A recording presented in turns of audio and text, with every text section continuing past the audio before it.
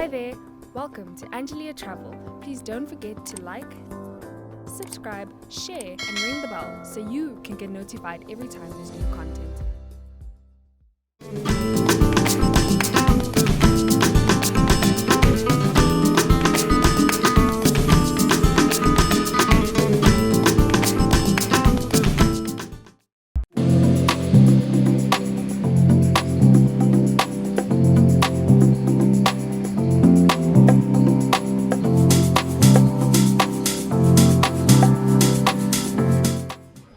Dumelang ke a lemogela go Angelia Travel. Ke nna fortunate Mamudere wa Ramokgetlhe gomme as usual I'm bringing you the best and the hottest in lifestyle and tourism here in our province of Limpopo. Today I'm coming to you from Thabo Mshata out here in Burgersfort, and I have a very special guest. We are closing off the tourism month here in Sekhukhune, and my guest is the Deputy Minister of Tourism, Mr. Fish Mahlalela, and we are going to be just going through what kind of experience he has had and what we can look forward to in tourism. I welcome you to our show, Angelia Travel. Thank you very much for the warm welcome into Angelia Travel. It's grateful to be here, especially in this part of Limpopo. We are very excited. My first question is, why Sekhukhune? Why did you decide to come and close off the month with us here? Well, Sekhukhune, as you know, it's one of the most special and important part of South Africa because firstly, it's a mining area, and we want to introduce mining tourism as one of the key attractions to the world and to South Africans. Secondly, as you know, the MEC had a mining in Daba with the Minister of Mineral and Resources. So we felt as part of integrated approach as government, we need to come and showcase what is it that this part of Limpopo and this part of South Africa is able to offer to our tourists, both domestic and international. As you know, we've got various tourist attractions, the Echo, the Block Dam, and the surrounding areas of the Drakensberg escarpment, which is 3 levels, attraction that is linked to Mpumalanga, but it cuts across both provinces, Mpumalanga and Limpopo. We've got the River Canyon, very far from here, which is an integral part of the tourism attraction. That this route it's able to offer to the tourists the mountains, that is the beautiful mountains that it has, and the huge development of the town Burgersfort that has taken place since democracy. Wow, that is exciting. We actually did have some time to see some of the attractions that you mentioned. We went to the Block Dam. Great place, beautiful views, and lots of potential for growth, for business opportunities in tourism, and of course in other spaces. And we also went to the we went to this heritage site, the Tati. Yes, we went there, and it was quite a very interesting experience to see the wealth of history that this area has, and and the beautiful scenes, and actually the growth that has taken place over the recent years. Now I wanted to find out what your highlights were for this month. Like, I'm sure you've been through like all kinds of experiences. Yeah, we've been throughout engagement with various sectors in the industry. What has been the most a highlight for me. It's the willingness of the industry to recover, the resilience that it has shown, as you know, regardless of the challenges of the restrictions in terms of travel, but the manner in which the industry was able to remain the resilience, and the manner in which ordinary people, South Africans, were able to say, no, we need to support this sector by going out in their numbers, regardless of the restrictions and the challenges of COVID, to support the industry so that it doesn't collapse at the end. What has also been the highlight is the process towards the reopening of the industry. As you know, we've started this tourism month under level 2, which created more space for traveling, more space for people to move around and meet. But more critical as well, we also impressed by the organizational work that Free State as a host did in terms of activities. Firstly, we had a nice lecture symposium in the university there, where we're dissecting what exactly does it mean when you say tourism for inclusive growth, with very different panels from various different experiences, people with disability, youth, women, traveling agencies who are up and growing, just to share their experience and say what does inclusive growth mean and what is that they think going forward as a sector we need to do in order to make sure that it becomes inclusive, increase beneficiations to ordinary people, to those that were previously disadvantaged, women, particularly the youth, and people with disability, to engage, to involve the communities, especially in the surrounding products that are developed. We've got various products that are very huge and generating a huge amount of income. But when you look, the participation and involvement of communities is still very, very lacking. So they were sharing how best can we do that, what strategies must we come up with, how do we assist the local tourism authorities, because as you know, in terms of the law, each local authority is supposed to have a local tourism association, which then coordinate businesses in tourism sector. But critical, what is important is that we are seeing more young people being interested in the sector because of the programs that we're engaging upon.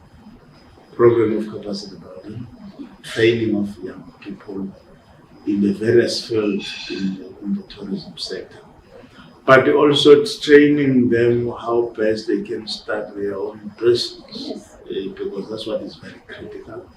They should not just be the laborers, but they should also be the owner of the product, so that they are able to be the producer of the means of production and able to create job opportunities for other fellow young people.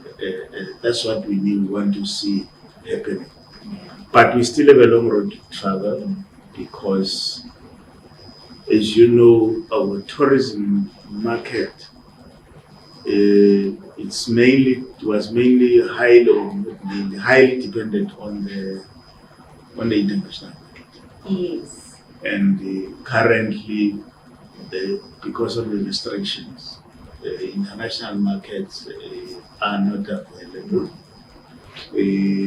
So that's why our approach is to reignite the domestic encourage more South Africa to travel and support the industry so that it's able to survive. Because without people traveling, without people visiting tourist attractions, without people booking hotels, B&Bs and lodges, those will be forced to close down. Yeah.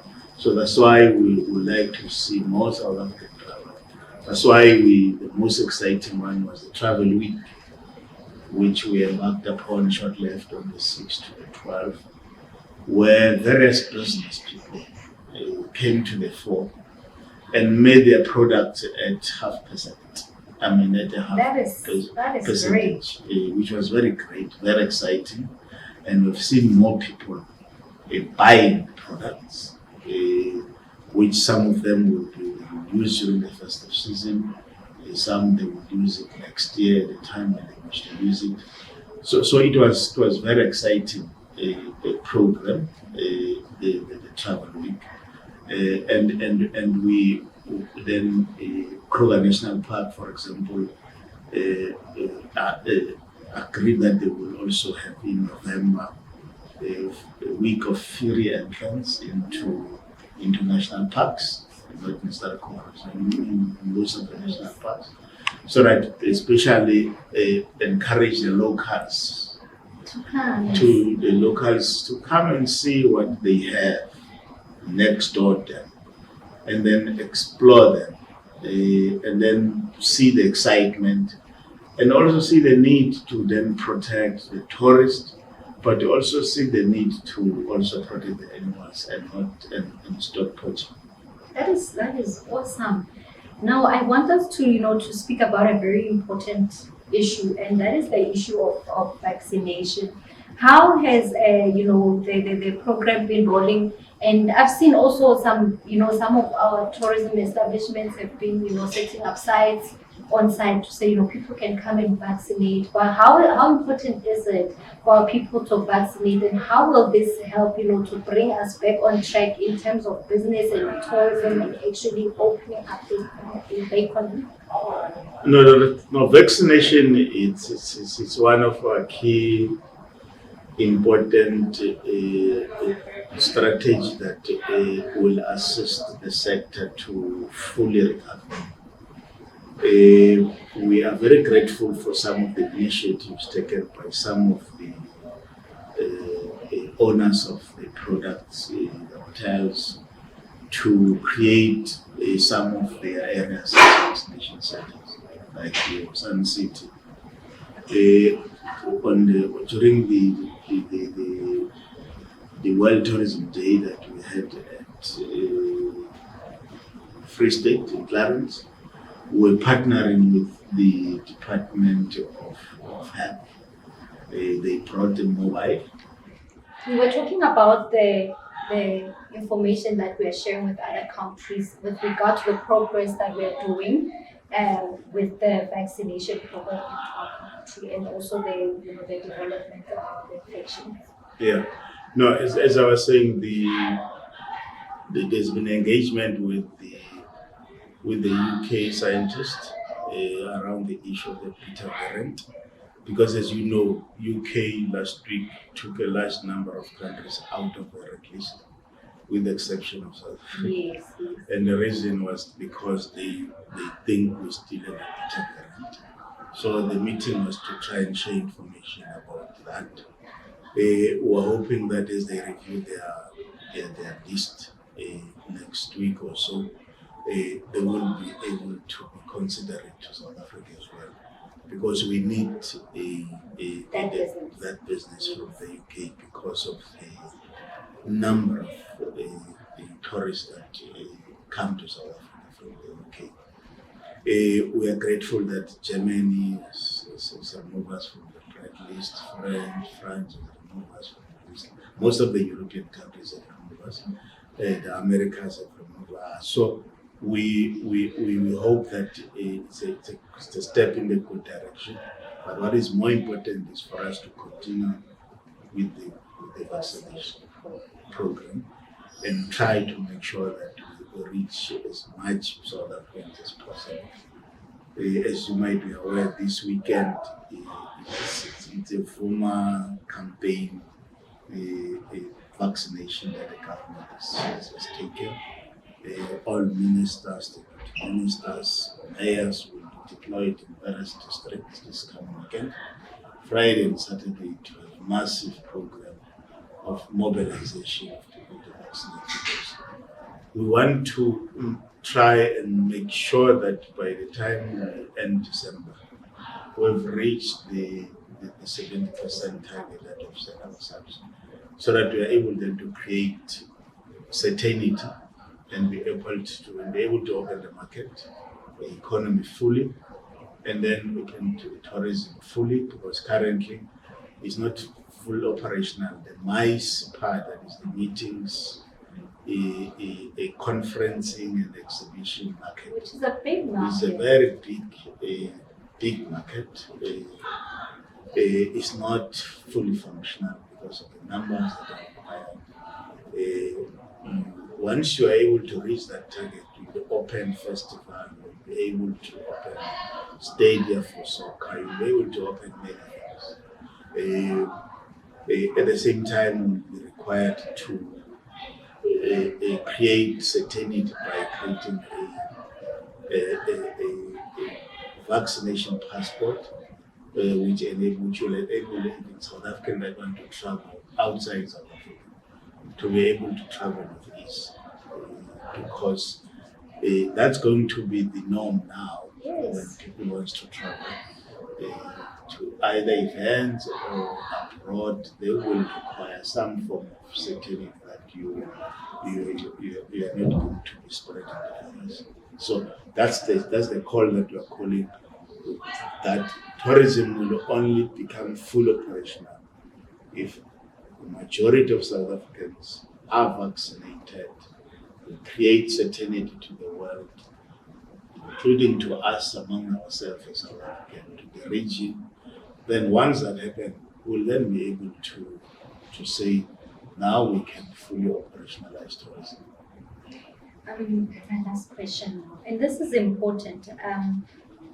What sort of support and intervention in terms of training and funding and whatever support is available for some of our products, our tourism establishments, to help them to really come back also in full force as we are building towards really just going right back into tourism.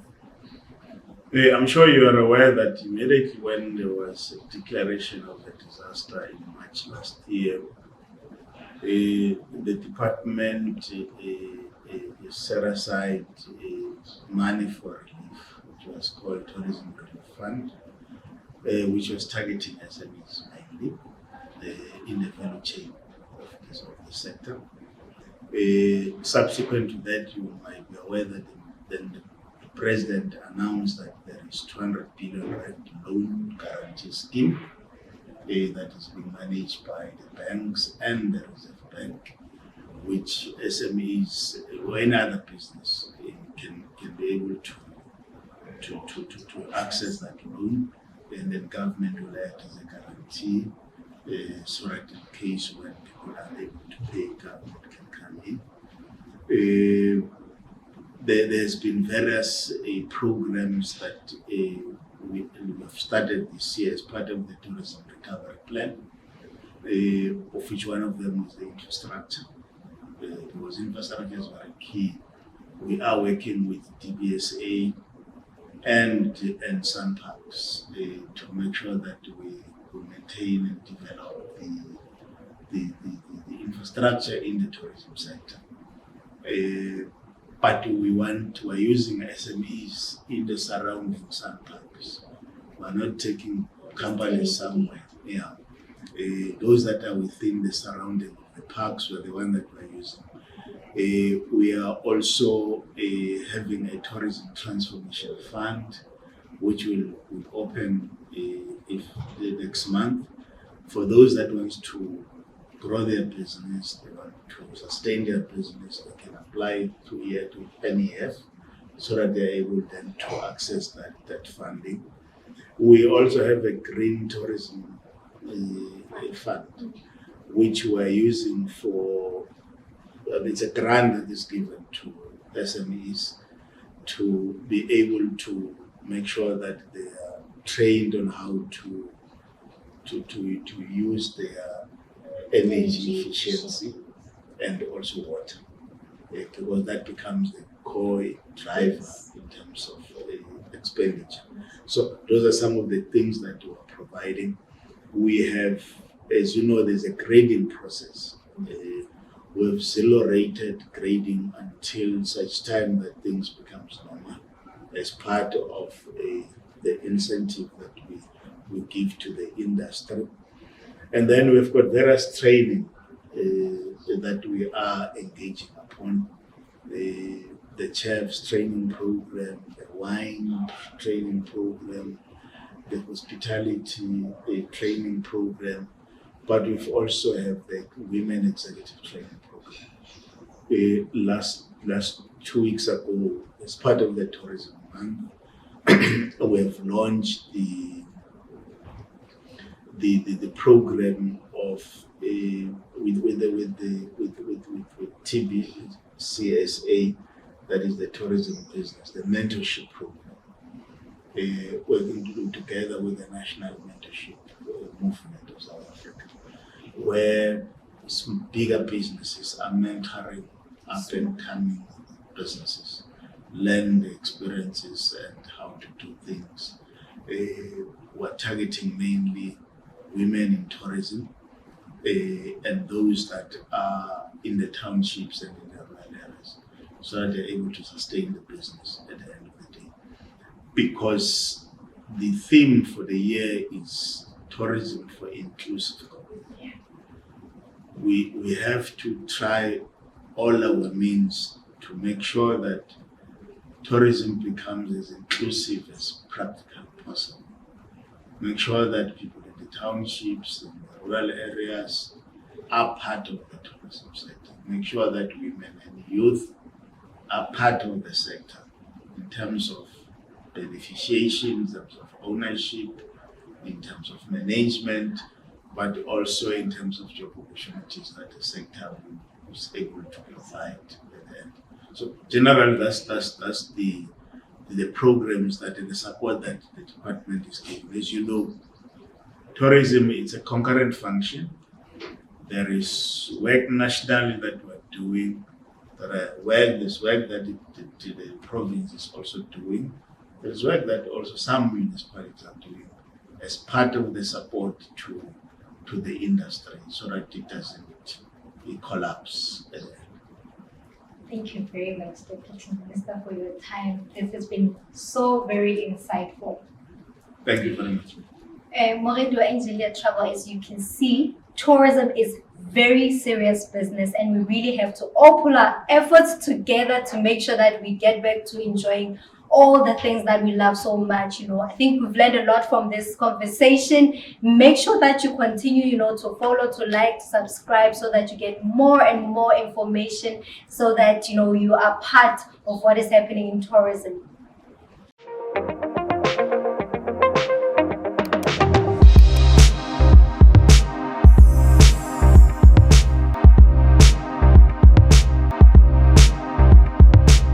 Hi there, welcome to Angelia Travel. Please don't forget to like, subscribe, share, and ring the bell so you can get notified every time there's new content.